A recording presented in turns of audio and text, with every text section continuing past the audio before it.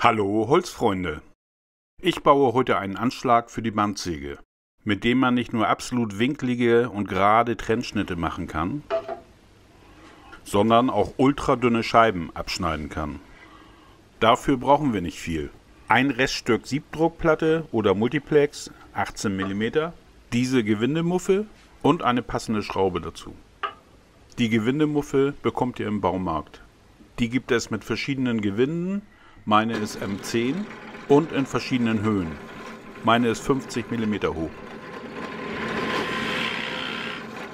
Zuerst bohre ich die Senkung für den Schraubenkopf und anschließend die Durchgangsbohrung für die M10-Schraube.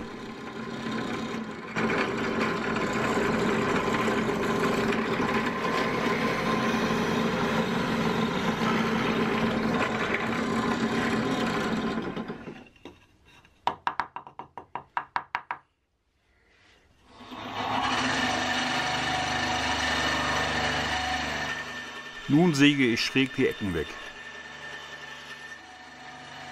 Das Ganze sollte dann so aussehen. Wichtig für einen Trennschnitt ist es, dass der Tisch zum Sägeblatt 90 Grad ausgerichtet ist. Zum Überprüfen und Ausrichten benutze ich hier einen Haarwinkel.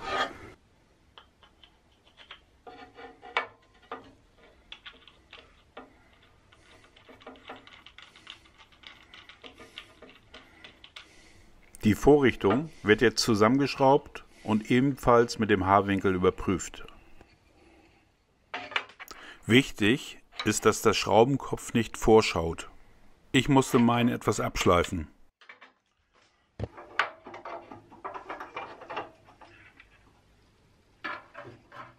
Den Anschlag befestige ich ganz einfach mit einer Einhandzwinge.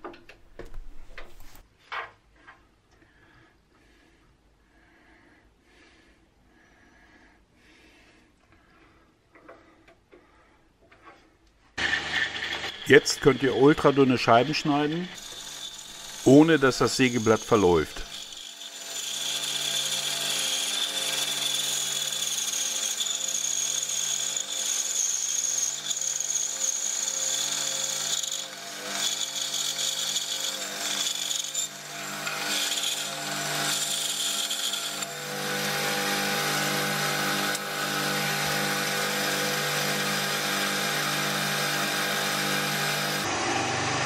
Auch ein Auftrennen von breiteren Werkstücken ist ohne Probleme möglich, selbst wenn im Holz Spannungen sind und das Holz hinter dem Schnitt auseinandergeht.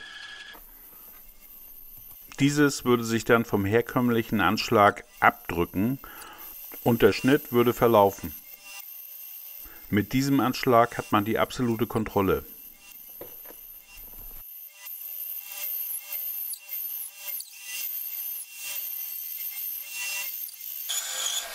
Was haltet ihr von dieser Vorrichtung? Schreibt das doch mal unten in die Kommentare.